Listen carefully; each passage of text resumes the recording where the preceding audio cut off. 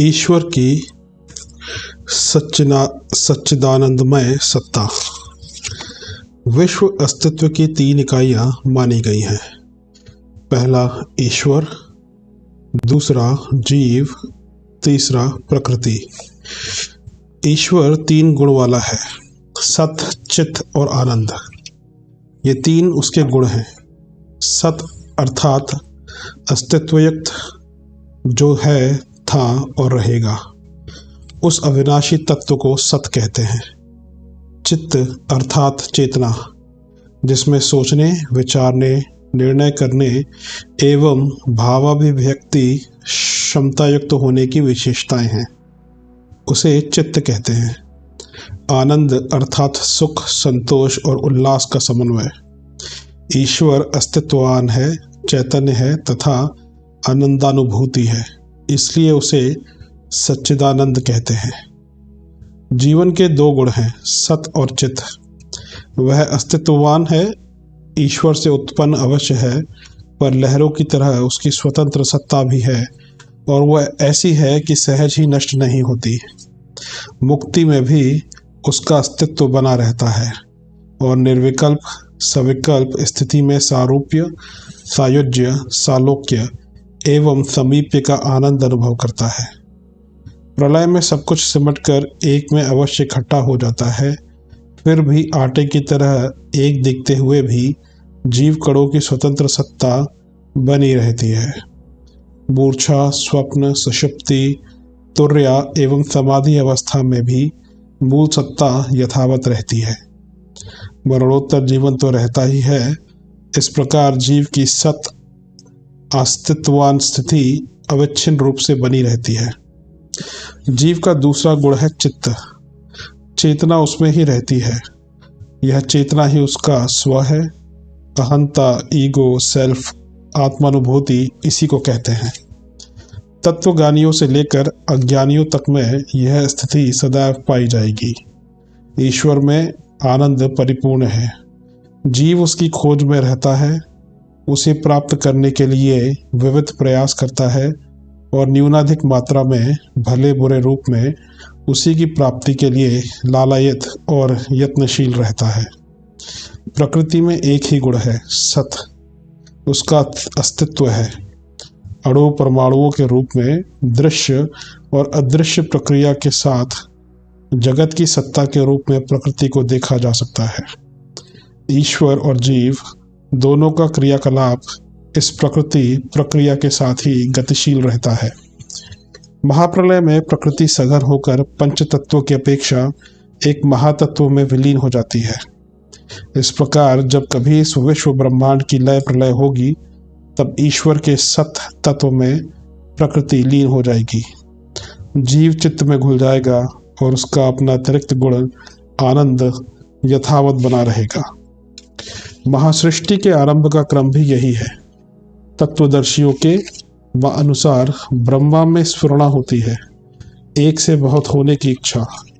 वह अपने को अंश रूप में विभक्त करके एक से अनेक बनता है और जीव सत्ता का अस्तित्व विनिर्मित होता है। स्फुरणा द्वारा जीवन की उत्पत्ति के बाद उसकी दूसरी उमंग आगे आती है, वह है इच्छा। आनंद की निराकारिता और साकारिता में परिणत करने के लिए पदार्थ की आवश्यकता होती है। इच्छा का प्रतिफल ही आवश्यकता, आविष्कार और आविर्भाव के रूप में सामने आता है।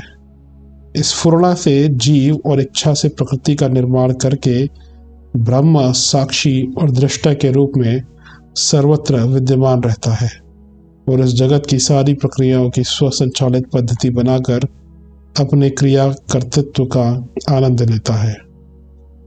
सृष्टि जगत का अधिष्ठाता। सूर्य अनंत अंतरिक्ष का एक नन्हा तारा है।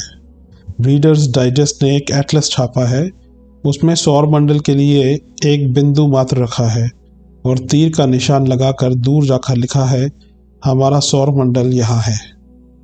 यह ऐसा ही हुआ कि मेरी आंख का आंसू समुद्र में गिर गया। सूर्य से तो बड़ा रीगल तारा है, जो उससे 15,000 गुना बड़ा है। अंटेयर्स सूर्य जैसे 3 करोड़ 60 लाख गोलों को अपने भीतर आसानी से सुला सकता है। जून 1967 के साइंस टुडे में ग्राहम बेरी ने लिखा है कि पृथ्वी के छोटे ग्रह भी ब्रह्मांड में हैं और 5 खरब मील की परिधि वाले भीमकाय नक्षत्र भी, किंतु ये सभी विराट ब्रह्मांड में निर्द्वंद्व विचरण कर रहे हैं। यदि कहीं कोई व्यवस्था न होती तो ये तारे आपस में ही टकराकर नष्ट भ्रष्ट हो गए होते। सूर्य अपने केंद्र में लगभग 1 करोड़ 50 लाख डिग्री सेल्सियस गर्म है।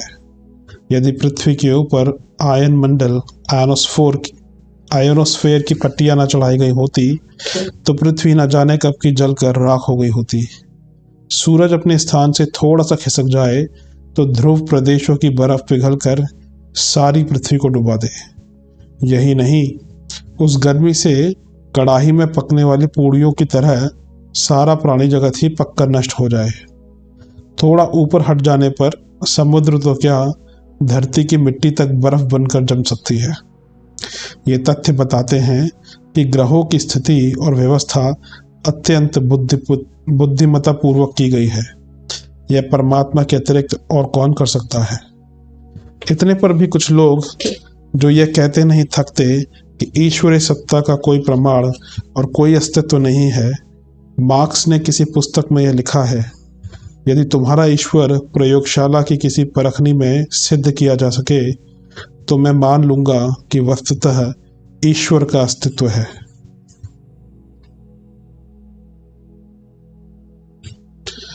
सिद्ध न होने पर भी नास्तिक दर्शन की मूल्य मान्यता भी यही है कि ईश्वर सिद्ध नहीं किया जा सकता, और जो सिद्ध नहीं होता उसका अस्तित्व कैसे हो सकता है। यह मान्यता अपने आप में एकांगी और अधूरी है। मान्यता विज्ञान से सिद्ध नहीं होती। यह अब से 100 वर्ष पूर्व तक तो अपने स्थान पर सही थी, क्योंकि तब विज्ञान अपने शैशव में था। परंतु जब विज्ञान ने अविज्ञात के क्षेत्र में प्रवेश किया और एक से एक रहस्य सामने आते गए, तो यह माना जाने लगा कि ऐसी बहुत सी वस्तुओं का, सत्ताओं का अस्तित्व है जो अभी विज्ञान द्वारा सिद्ध नहीं हो सका है, अथवा जिन तक विज्ञान नहीं पहुंच सका है। कुछ दशाब्दियों से पूर्व तक यह माना जाता था कि पदार्थ का सबसे सूक्ष्म कण अणु है और वह अविभाज्य है। पदार्थ के सूक्ष्मतम विभाजन के बाद अवशिष्ट स्वरूप को अणु कहा गया और माना जाने लगा कि यही अंतिम है।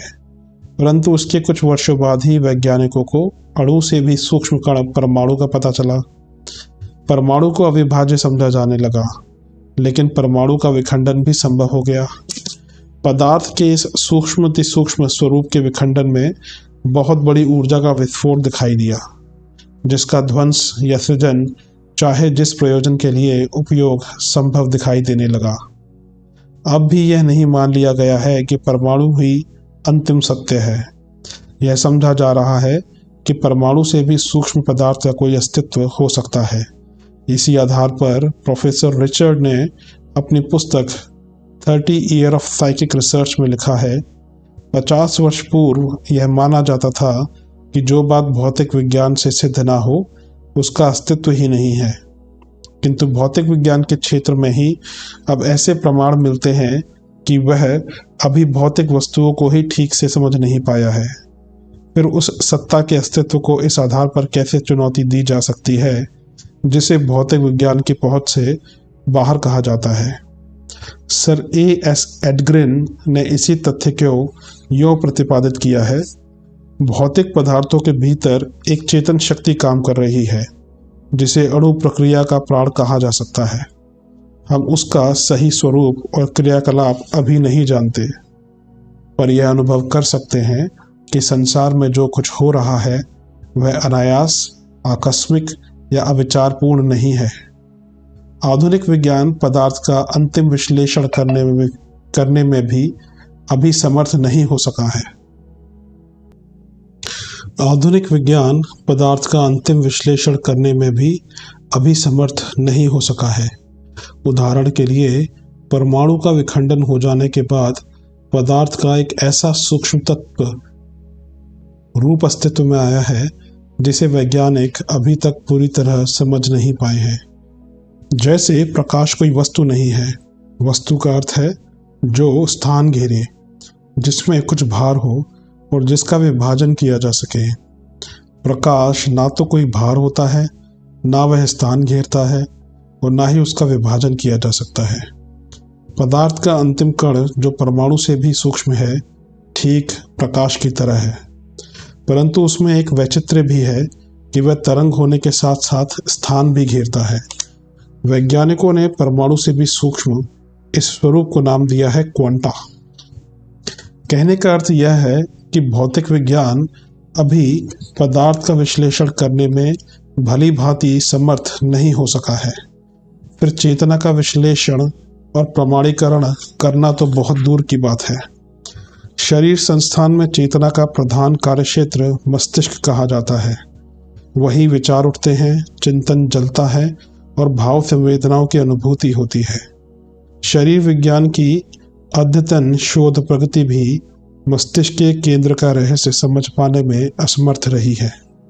डॉक्टर मैकडूगल ने अपनी पुस्तक फिजियोलॉजिकल साइकोलॉजी में लिखा है, मस्तिष्क की संरचना को कितनी ही बारीकी से देखा समझा जाए, यह उत्तर नहीं मिलता कि मानव प्राणी पाशविक स्तर से ऊंचा उठकर किस प्रकार ज्ञान विज्ञान की धारा में बहता रहता है और कैसे भावनाओं संवेदनाओं से ओतप्रोत रहता है। भाव संवेदनाओं की गरिमा को समझाते हुए हमें यह भी स्वीकार करना पड़ेगा कि मनुष्य के भीतर कोई अमूर्त सत्ता भी विद्यमान है, जिसे आत्मा अथवा भाव चेतना जैसा कोई नाम दिया जा सकता है। जीवित और मृत देह में मूलभूत रासायनिक तत्वों में कोई परिवर्तन होता है तो इतना भर कि उनकी गति व उनका निरंतर होता रहने वाला रूपांतरण और विकास अवरुद्ध हो जाता है। इस अवरुद्ध क्रम को चालू करने के कितने ही प्रयास किए गए, परंतु उनमें कोई सफलता नहीं मिल सकी। प्रयास अभी भी जारी है, परंतु भिन्न ढंग से।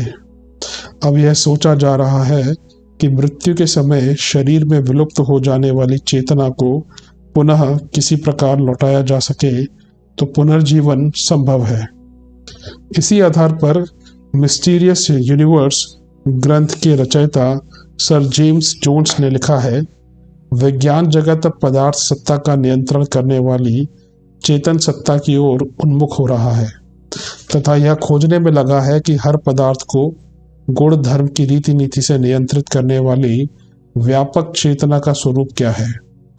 पदार्थ की स्वसंचारिता इतनी अपूर्ण है कि उस आधार पर प्राणियों की चिंतन क्षमता का कोई समाधान नहीं मिलता। सृष्टि क्रम की सुव्यवस्था, विकास क्रम और जीवन चेतना की विचित्र अद्भुत विविधता, फिर भी उनमें सुनियोजित साम्य ईश्वरीय अस्तित्व का प्रबल प्रमाण है। इसके विरुद्ध यह कहा जाता है कि सृष्टि का कोई भी घटक जीव प्राणी पदार्थ से भिन्न कुछ नहीं है।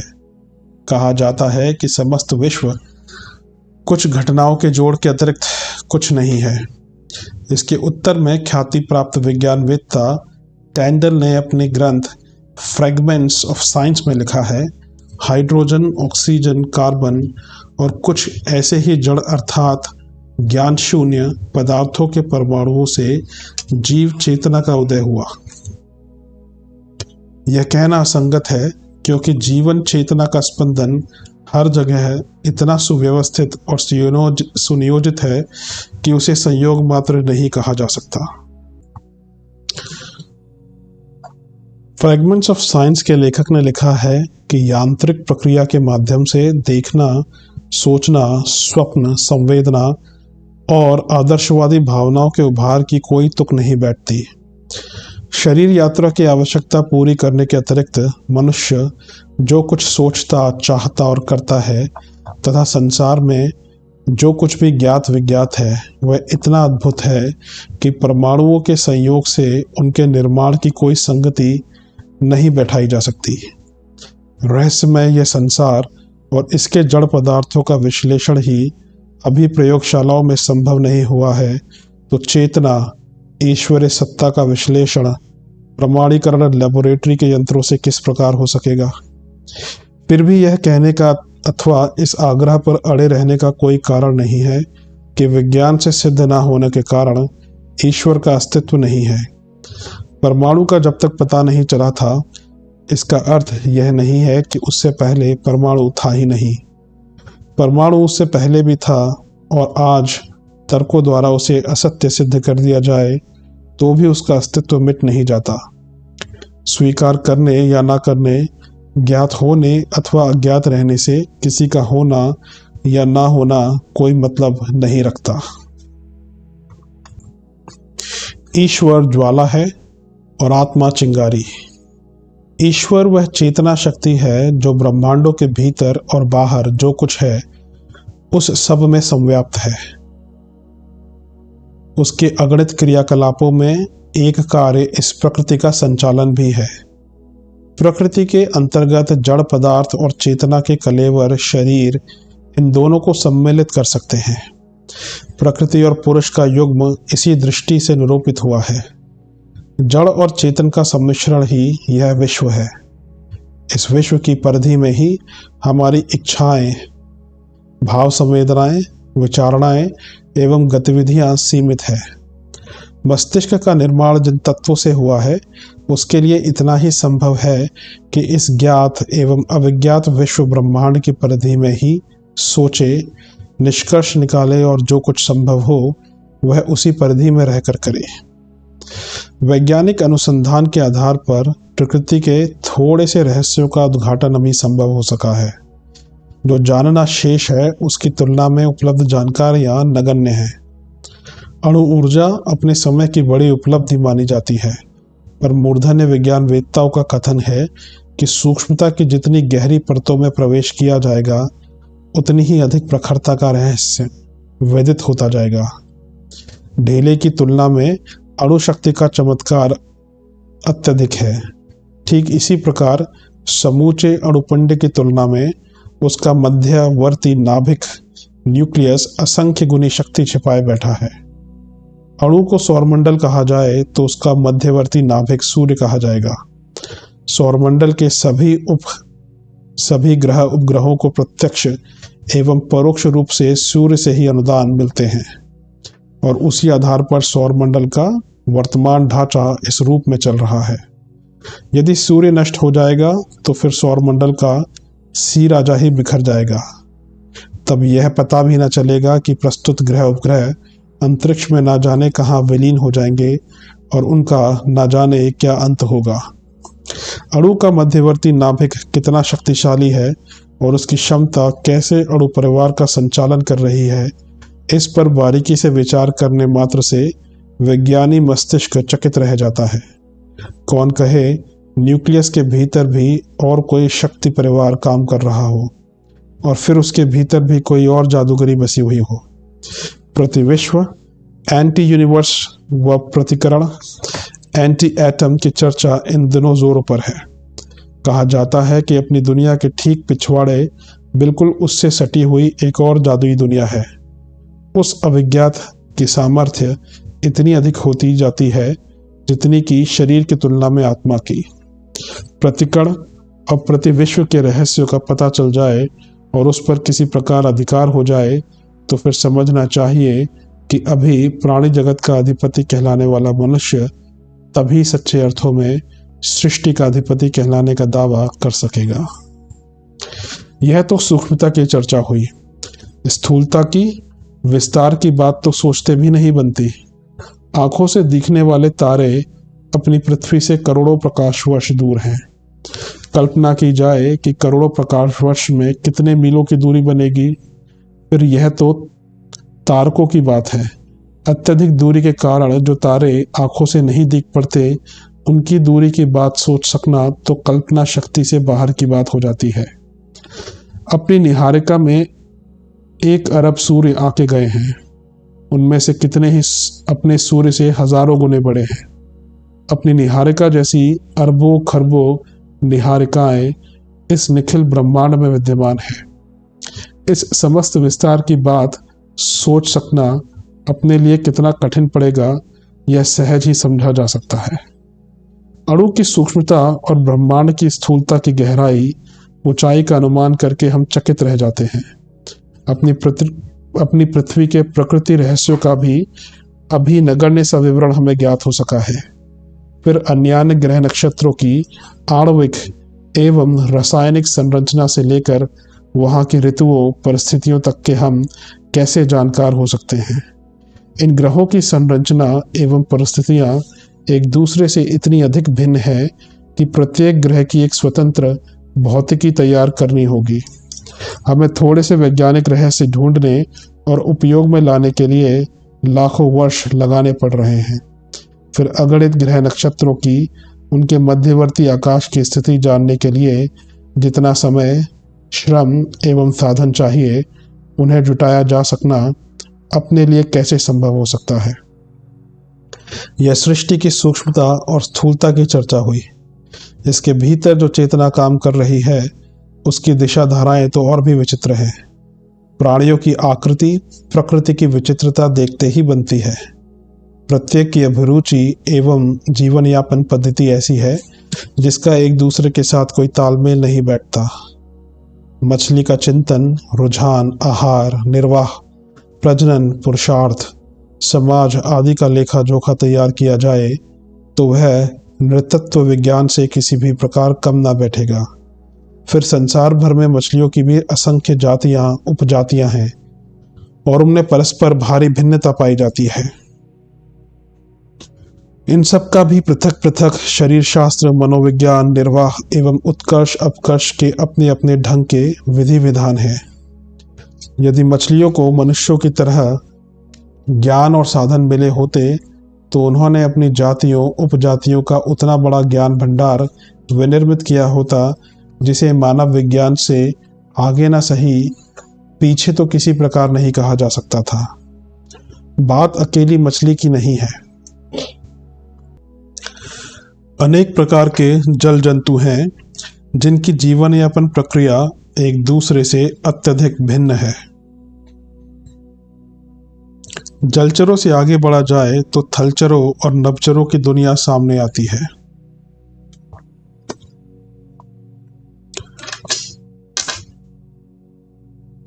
कृमि कीटकों से लेकर हाथी तक के थलचर एवं मच्छर से लेकर गरुड़ तक के नभचरों की आकृति प्रकृति की भिन्नता भी देखते ही बनती है।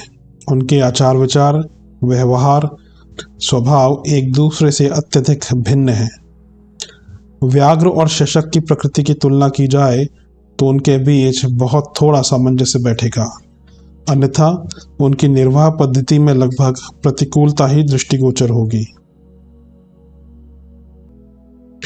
इन असंख्य प्राणियों की जीवन पद्धति के पीछे जो चेतना तत्व काम करता है उसकी रीति नीति अपने में कितनी भिन्नता संजोए हुए है, यह देखकर जड़ प्रकृति की विचित्रता पर कितना आश्चर्य होता है।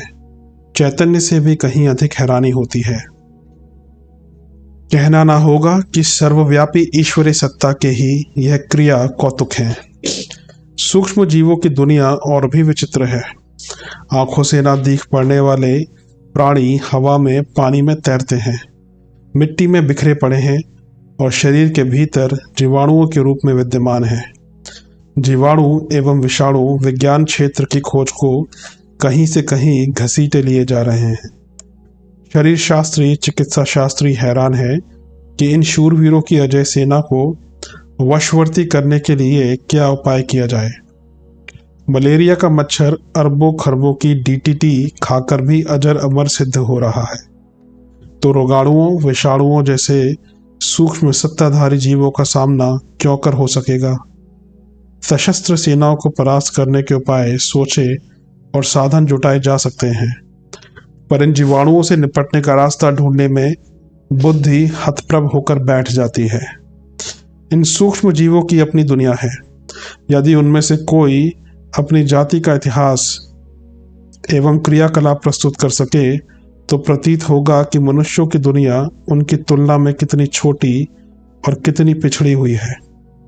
अभी रासायनिक पदार्थों का, यौगिकों का, अणुओं का व तत्वों का विज्ञान अपनी जगह पर अलग ही समस्याओं और विवेचनाओं का ताना बाना लिए खड़ा है।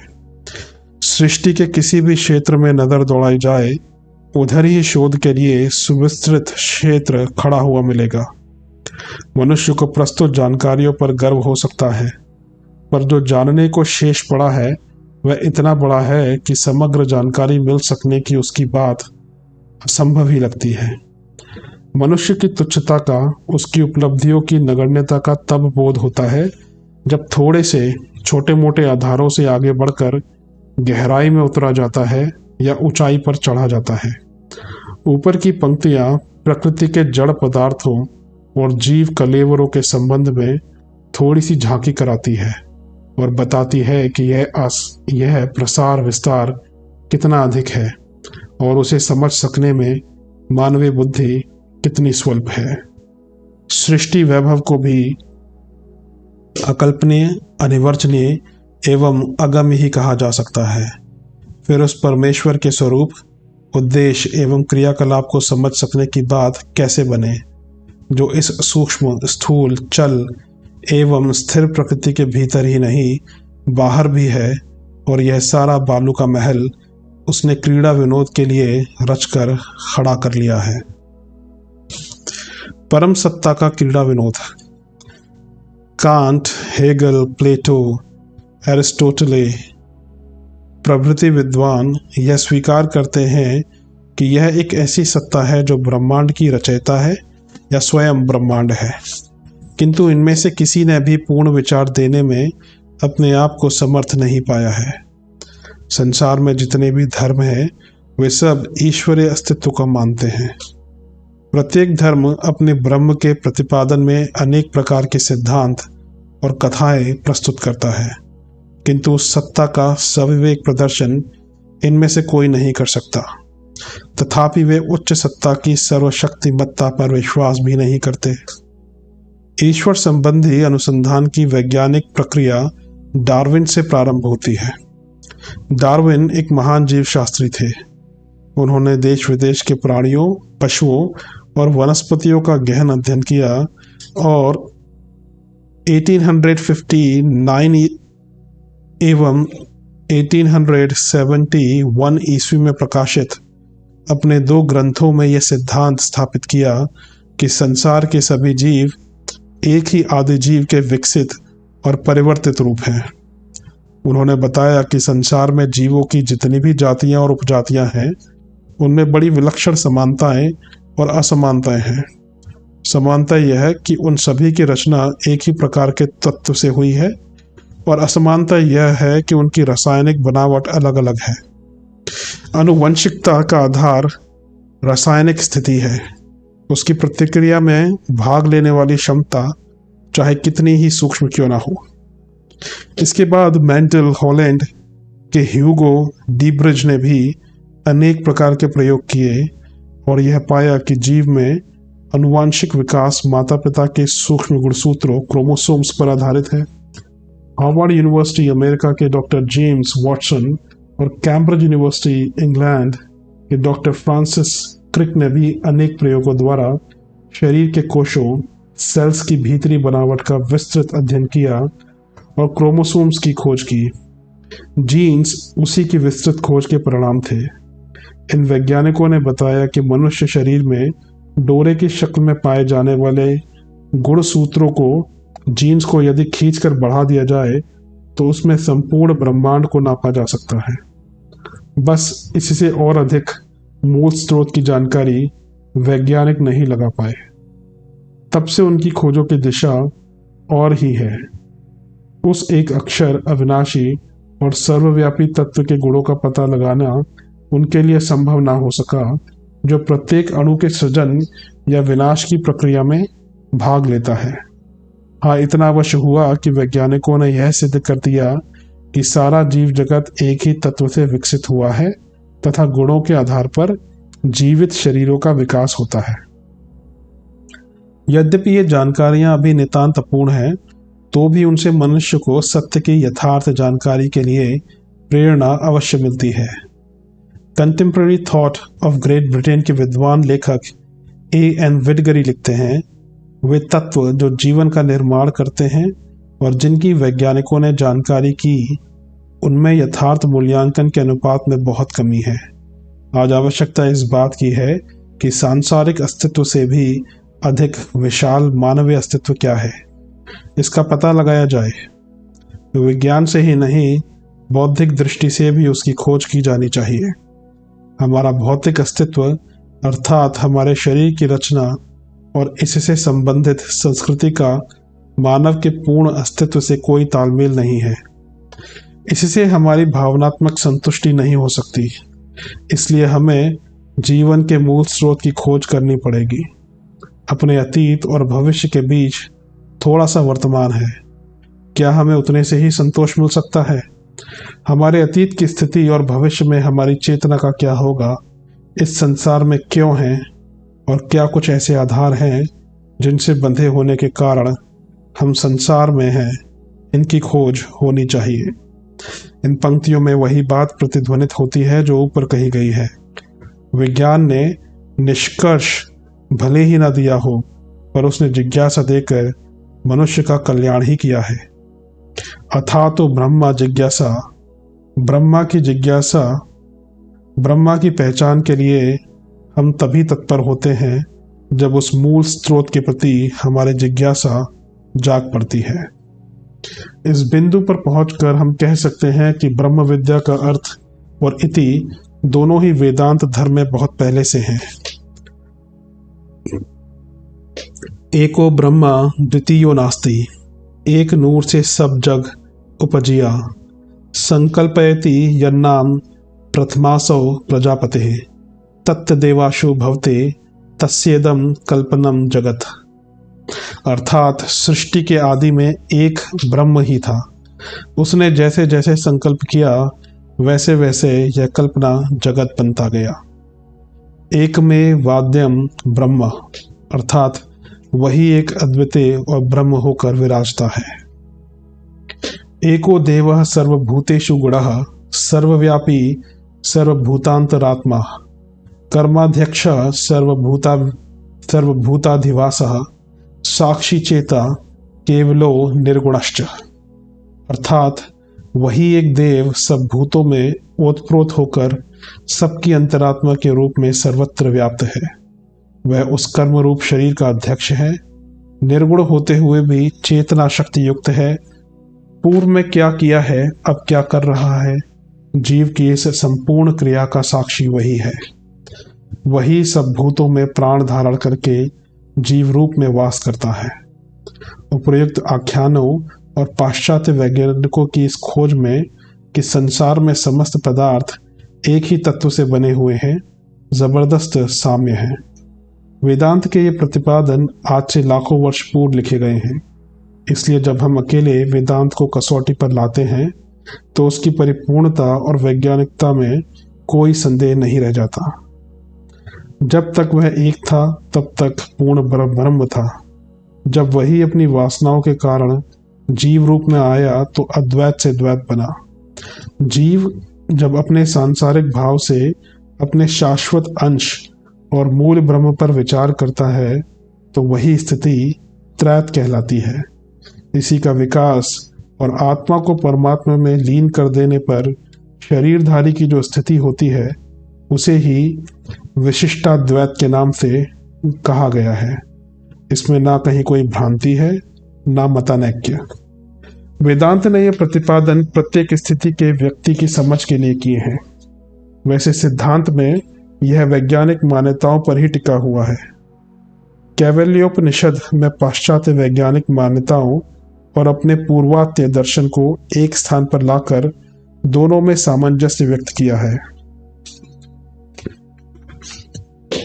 जिस प्रकार परब्रह्म का कभी नाश नहीं होता, जिसे सूक्ष्म यंत्रों से भी कहीं देखा नहीं जा सकता, जो इस संसार के इन समस्त कार्य और कारण का आधारभूत है, जो सब भूतों की आत्मा है, वही तुम हो। तुम वही हो और मैं छोटे से भी छोटा और बड़े से बड़ा हूँ। इस अद्भुत संसार को मेरा ही स्वरूप मानना चाहिए। मैं ही शिव और ब्रह्म स्वरूप हूँ। मैं ही परमात्मा और विराट पुरुष हूँ।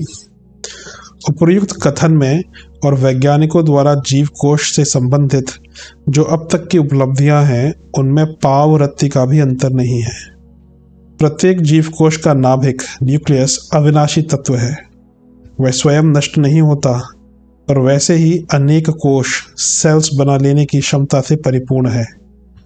इस तरह कोशिका की चेतना को ही ब्रह्मा की इकाई कह सकते हैं। चूंकि वह एक आवेश, शक्ति या सत्ता है, चेतन है, इसलिए वह अनेक अणुओं में भी व्याप्त इकाई ही है। इस स्थिति को जीव भाव कह सकते हैं, पर तो भी उसमें पूर्ण ब्रह्म की सब क्षमताएं उसी प्रकार विद्यमान हैं जैसे समुद्र की एक बूंद में पानी के सब गुण विद्यमान होते हैं।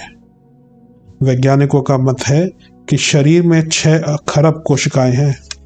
इन सब की सूक्ष्म चेतना की पूर्ण जानकारी वैज्ञानिकों को नहीं मिली, पर हमारा वेदांत उसे अहम भाव के रूप में देखता है और यह कहता है कि चेतना के अहम भाव की जिस प्रकार की वस्तु में रुचि या वासना बनी रहती है, वह वैसे ही पदार्थों द्वारा शरीर का निर्माण किया करता है, नष्ट नहीं होता।